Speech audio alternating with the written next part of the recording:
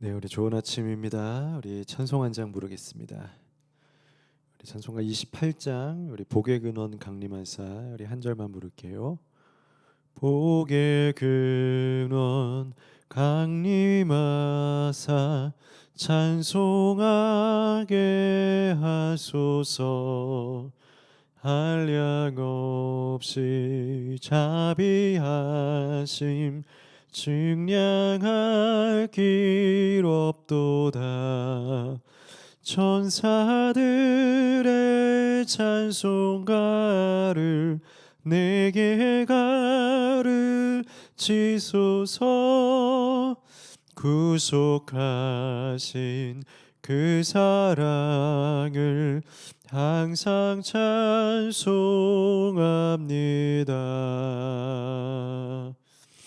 아멘. 오늘도 하나님의 은혜와 복 가운데 충만한 은혜로운 하루 되기를 바랍니다. 오늘 4월 15일 우리 월요일 아침 우리 매일 성경 아침 묵상 함께 나누고요. 신명기 28장 우리 36절에서 57절까지의 긴 본문 말씀입니다.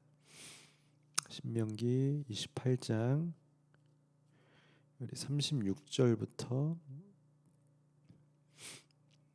57절까지 우리 말씀입니다. 가나안에서 이제 살아가게 될 이스라엘 백성들, 이제 가나안을 하나님이 주셨죠. 원래 이스라엘의 땅이 아닙니다. 이스라엘은 지금 애굽에서 종살이하고 430년이라는 긴 시간 동안 땅 없이 포로로 종으로 살아가다가 하나님께서 그들에게 비전을 주시고 모세를 통해서 새로운 땅으로 또 하나님의 사람으로 살아갈 수 있도록 비전과 또 새 땅과 새 나라를 허락해 주셨습니다. 하나님이 이스라엘을 이 가나안으로 부르신 이유가 뭡니까? 하나님께서 그들을 부르신 이유가 뭡니까? 그래서 바로 아예 원초로 돌아가야 되죠. 아브라함을 불렀을 때부터 돌아가서 생각을 해야 됩니다. 아브라함을 부르실 때 하나님께서 이 아브라함을 부르시면서 하신 말씀이 뭡니까? 내가 너를 복의 근원으로 삼겠다. 뭡니까? 하나님께서 이스라엘 백성들을 나의 백성, 또 내 마음과 내 뜻으로 내 자녀들을 양육해가는 그런 하나의 모델로, 통로로 삼겠다라는 거죠. 나를 닮은 민족, 나의 뜻을 가지고, 그러니까 사실은 더 훨씬 더 큰 하나님 나라라고 하는 영적인 세계. 우리 패러다임이 좁아져서는 안 돼요. 우리가 이스라엘이 어디에 살고, 우리 지리학자들이나 역사학자들 보면 그 신학 공부에 굉장히 매진되어 있는 분들을 보면 장단점이 있는데, 그 땅에 어디서 누가 있고 BC 몇 년부터 몇 년까지 어디에 살았고 이런 역사적 지리적인 것들을 많이 아는데, 그것보다 저희가 알아야 될 것은 무엇이냐면 하나님의 뜻, 하나님의 더 넓은 세계, 우주적 세계관을 알아야 되거든요. 하나님께서 이스라엘 백성들을 부르셔서 하나님 닮아 있는 그 자신을 진짜 그 닮은 에덴에서 잃어버렸던 그 하나님의 원형과 모형을 만드시려고 하신 거예요. 그러기 위해선 그 모델이 필요하고 함께 한 마음으로 자신의 그 피를 이어받은 하나님 나라의 백성들을 실제로 만드셔야 되는데, 그것을 위해서 이스라엘이라고 하는 한 나라를 선택하셨고, 너희가 가나안 땅에 들어가서 그것이 무엇인지를 보여줘라. 그러한 인생이 무엇인지. 그러니까 율법이라는 게 뭡니까? 그러니까 하나님의 자녀들은 어떻게 살아가야 되냐, 그 표본과 본보기를 너희가 보여야 한다. 그러니까 사실 굉장히 중요한 겁니다. 그러니까 제가 그냥 재밌게 보면 가나안이라는 땅으로 불러주시긴 했는데, 이거 굉장히 무거운 책임감이 있는 거예요. 이거 쉽지 않겠는데, 이거 사업 같은 이야기로 하면 이거 계약 받아들이기 굉장히 어려운데, 저 같은 성격 같으면 포기했을 수도 있어요. 이거 하나님 못하겠습니다. 이거 그냥 가서 살라는 거 아니고 말씀대로 살아야 되고 순종해야 되고, 또 율법, 수 없는 율법 주셔서 나의 민족이 되라고 하는데 하나님 저 못합니다. 그럴 수 있다라는 거죠. 굉장히 엄청난 비전과 표본과 본보기를 가지고 살아가야 될 비전의 사람들이 사실 이스라엘 백성들이었어요. 그러니까 사실은 이스라엘 백성들을 우리들이 무시하거나 굉장히 그 말씀을 어긴 사람들, 그렇게만 볼 수도 없는 것이, 하나님께서 그들을 시험으로 삼아 주셨고 또 결국엔 이루게 하시겠지만 무거운 책임감을 가지고 그 땅에 보냄을 받은 거예요. 쉬운 것은 아니었다라는 거예요.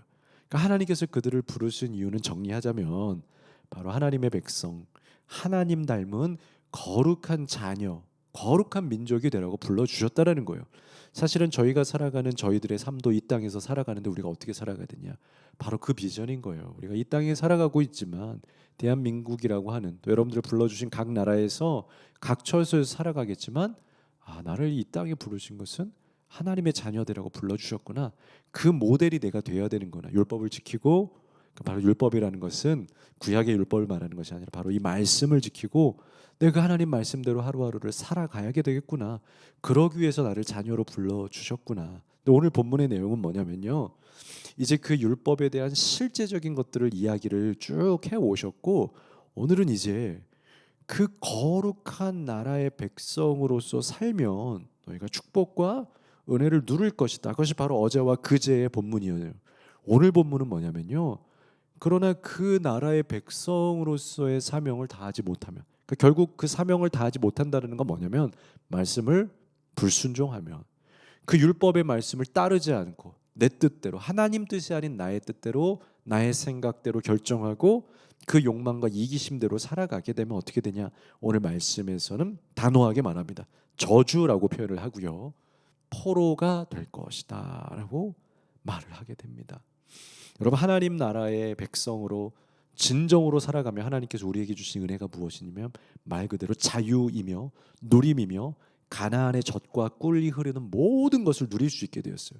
이것이 하나님이 우리를 부르실 때 항상 주셨던 공통이었던 것 같아요. 에덴 동산에서도 아담과 하와를 부르셨을 때는 모든 것을 누릴 수 있도록 자유로 주셨어요. 그것이 하나님의 은혜이고 하나님 우리에게 항상 주시고자 하시는 축복의 선물이에요. 누려라, 자유를 누려라. 그런데 거기에는 항상 똑같은, 그러니까 에덴도 천국의 모형인데 거기에도 동일하게 있어요. 그건 뭐냐면 하나님이 주인이시기 때문에 하나님과의 언약 관계 아래서 순종해야 된다. 그것이 바로 선악과였던 거예요. 다 누리고 자유롭게 살아가되 선악과를 범하지 말고 나를 정말 이 나라의 진정한 주인으로, 그러나 너희는 청직이다, 맡겨두었으니 그 맡겨준 것으로 행복하게 살아라. 가나안도 동일해요. 젖과 꿀이 흐르는 이 가나안의 모든 것을 누려라. 정말 좋은 땅이거든요. 열매와 과실들이 잘 아름답게 맺혀질 수 있는 땅이거든요. 그래서 정탐을 다녀왔던 이 12정탐꾼들이 어깨에 막 과일들을 가지고 이 젖과 꿀이 흐르는 것에 대한 소식도 하나님 앞에 가지고 백성들에게 나오게 되거든요. 그러나 물론 이 정탐꾼들이 두려워하고 젖과 꿀이 흐르지만 우리는 못 가겠습니다 라고 무서워했거든요. 그러나 오늘 말씀에서는 바로 우리에게 그러한 축복과 누림과 자유를 우리에게 주신 거예요. 그렇게 살라는 거예요. 그러나 거기에는 반드시 말씀이 있고 율법이 있고 하나님과의 관계성이 있어요. 그것을 어기게 될 때, 우리의 생각대로 우리의 뜻대로 살게 될 때에 우리는 자유와 누림이 아닌 바로 포로의 삶을 살게 될 것이다 이야기하고 있다는 겁니다.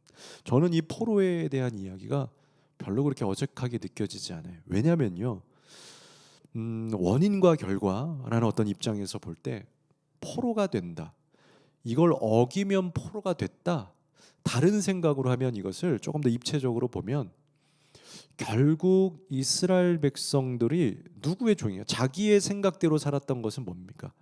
하나님의 포로, 하나님의 종이 아니라 이미 그 말씀을 순종하지 않고 자기가 하고 싶은 대로, 마치 사사기처럼 자기의 소견대로 자기의 뜻대로 살아가고 있었다라는 것은, 이미 그것만으로도 이미 그들은 하나님의 포로가 아니라 하나님의 종이 아닌 누군가의 다른 자기 생각 혹은 다른 이방 신들의 생각과 그들의 포로가 되어 있었다.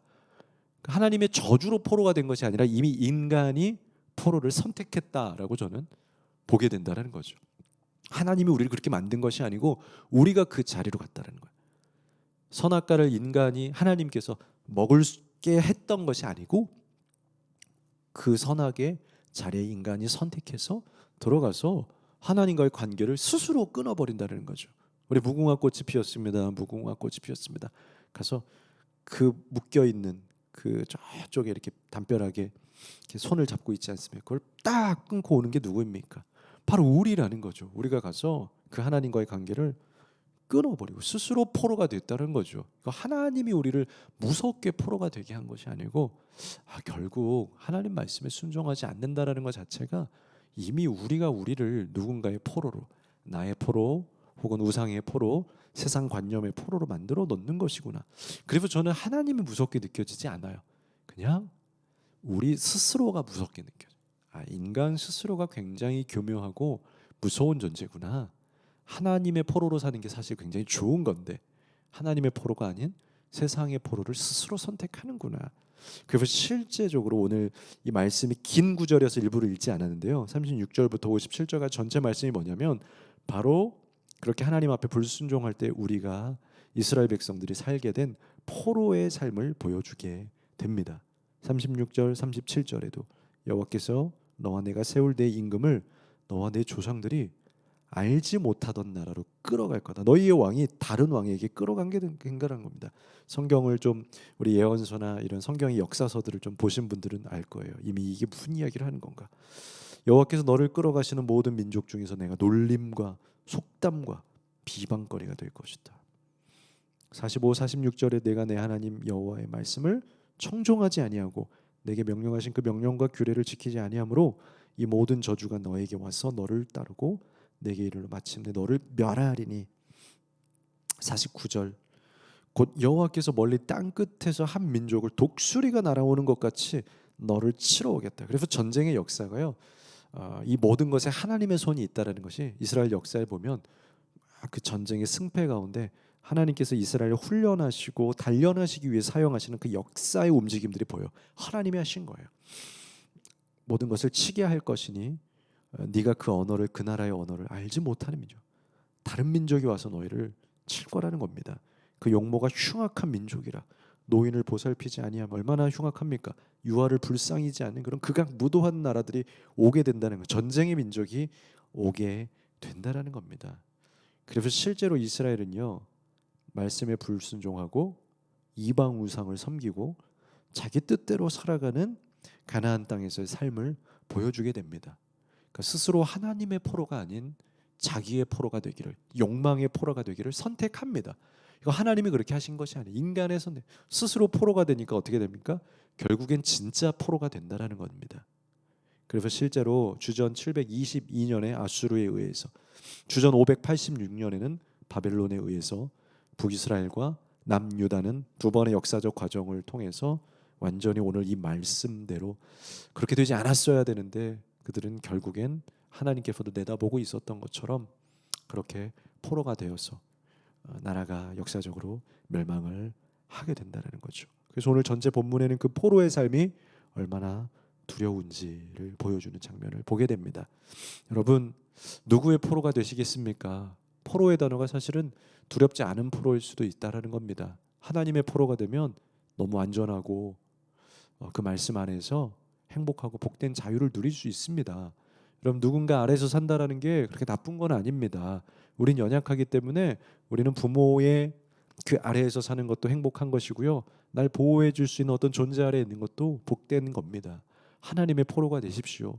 그러나 나의 포로, 세상의 포로, 다른 욕망의 포로가 되어서 하나님을 버리지 마십시오. 그러면 실제로 우리의 삶에는 무언가의 포로가 되는 그러한 단편적인 모습이 보이게 될 겁니다. 그래서 오늘날 이 시대에도 많은 사람들이 하나님의 포로가 되지 않고 나의 포로가 돼 보니까 결국엔 어떠한 문화의 포로가 되고 그 욕망의 포로가 되어서 허덕이는 세상의 단편적인 모습을 보게 되는 것 같습니다. 하나님의 포로가 되어서 젖과 꿀이 흐르는 가나안을 누리게 되는 여러분 되십시오. 기도하겠습니다. 거룩하신 하나님, 감사합니다. 하나님께서는 축복을 약속하셨지만 그러나 불순종하고 하나님의 포로가, 하나님의 자녀가 되는 것을 멀리할 때에는 자연스럽게 또한 우리는 누군가의 포로가 될 때 어두운 포로, 이방 민족의 포로가 될 것이다라고 말씀해 주셨습니다. 혹시나 오늘 이 말씀을 묵상하면서도 하나님 앞에 살지 못하고 세상의 어두운 것들 가운데 포로가 되어서 눌려있는 성도들이 있습니까? 자유하게 하시고 풀어주시고 영적 자유, 젖과 꿀을 이제는 맛볼 수 있는 자유한 우리 성도들 되게 하여 주옵소서. 예수님 이름으로 감사하며 기도합니다. 아멘.